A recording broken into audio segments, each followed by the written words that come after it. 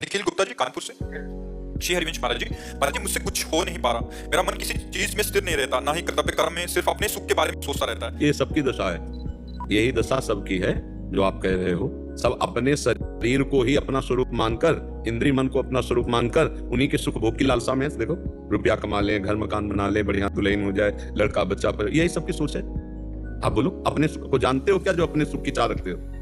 पर सुख की बात कर रहे हो, देह धर्म की बात कर रहे हो, अपने स्वरूप की तो बात नहीं कर रहे ना। नहीं तो स्वरूप को किसी की जरूरत नहीं, वो तो सुख स्वरूप है। शंकर सहज स्वरूप संहारा, लाग समाधि अखंड। अद्भुत आनंद आपके अंदर है, पर आप अपने अंदर के आनंद को नहीं, आप बाहर के आनंद को भोगना चाहते हैं। आप बिल्कुल चिंतन करके बताइए, आप अंदर के आनंद की सोच, बाहर के आनंद, बाहर का शब्द, बाहर का रूप, बाहर का स्पर्श, बाहर के भोग, ये तो चाहे शब्द स्पर्श रूप रसगंध प्राकृतिक माया की। और आपको कभी इससे तृप्ति हो नहीं सकती। कभी भी भगवत अंश जीव को माया के भोग से तृप्ति नहीं हो सकती।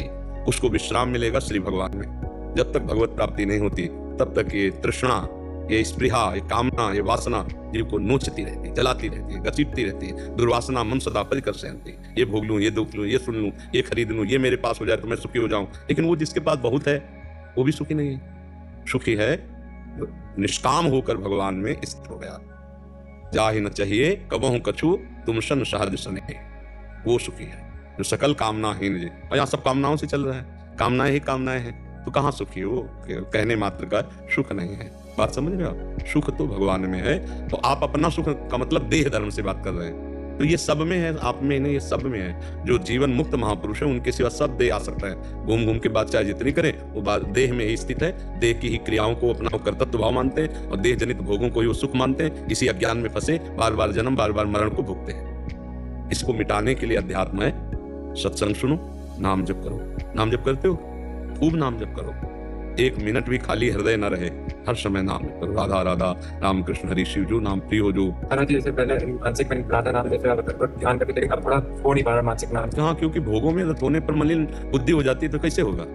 पापवंत कर सहज स्वभाव, भजन मूर्ति भाव न खाओ। मान लो सत्संग हुआ, उसके प्रभाव से पाप नष्ट हुई, आपका राधा नाम शुरू हो गया, आपने लिखना प्रारंभ कर दिया, फिर पापाचरण कर लिया, मलिन हो गया, हिम्मत नहीं रह गई। अब पापवंत कर सहज स्वभाव, स्वभाव में ही नहीं आएगा कि मैं भजन करूं।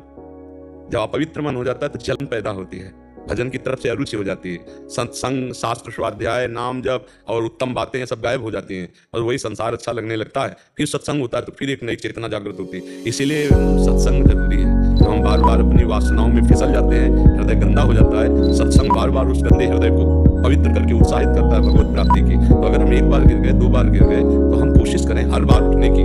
कभी न कभी भगवान की कृपा से हम निकल जाएंगे, तब हमारा भजन अखंड होने लगेगा। अभी तो हालत खराब है। जैसे डॉक्टर ने बीमार आदमी को देख के समझता है कि भाई तुम्हारी हालत बहुत सीरियस है, ऐसे ही हालत सीरियस है। सीरियस का मतलब है मन इंद्रियां विषयों में पूर्ण रूप से गुलामी स्वीकार की गई। अब धीरे धीरे उठो। इसी से उठने के लिए तो सत्संग मिला है। जिसे जानते हो गलत है, उसे कोशिश करो कि आपको नहीं करना है। कोशिश करो, आप निकल जाओगे। कोई भी अभ्यास दृढ़ कर ले तो आश्चर्य में घटनाएं होती है अभ्यास के द्वारा।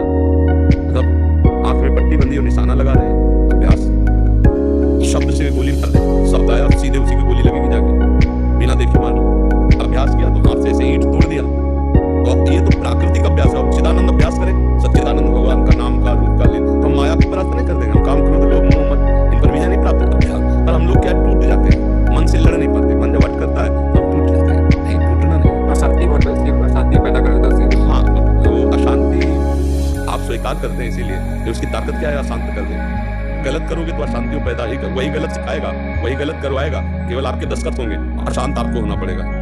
बहुत कमजोर स्थिति आ जाती है जब हम भोगों में लग जाते हैं ना, ब्रह्मचर्य नष्ट हो जाता है ना, बहुत हालत खराब हो जाती है। इसलिए हम बार बार सबसे विनय करते हैं कि आप उचित गृहस्थ में ब्याह भी हो गया तो उचित ब्रह्मचर्य का पोषण करो, नहीं तो जीवन किसी काम का नहीं रह जाएगा। चिंतनी शक्ति नष्ट हो जाती है, स्मरण, शरीर में नाना प्रकार के दर्द, नाना प्रकार की पीड़ाएं। एक उचित शरीर की व्यवस्था है। देखो ये गाड़ी है, जैसे बहुत बड़ी महंगी गाड़ी हो, पेट्रोल डीजल न डालो उसमें तो थोड़ी चलेगी। जैसे उचित आहार, व्यायाम, उचित शास्त्र के अनुसार जीवन यापन, तब जाकर के वो भगवत चिंतन लायक होता है। भगवत चिंतन के लिए बहुत पावर चाहिए। आप इसे खिलवाड़ ना समझे, इसे व्यभिचारी पुरुष नहीं कर सकता। उचित गृहस्थ धर्म का पालन करके जो ब्याह आदि होते हैं, देखो ब्रह्मचर्य है तो उसमें शीतलता होती है, एक गंभीरता होती है, पावर होता है।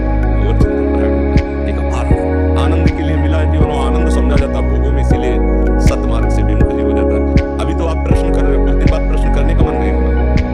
क्या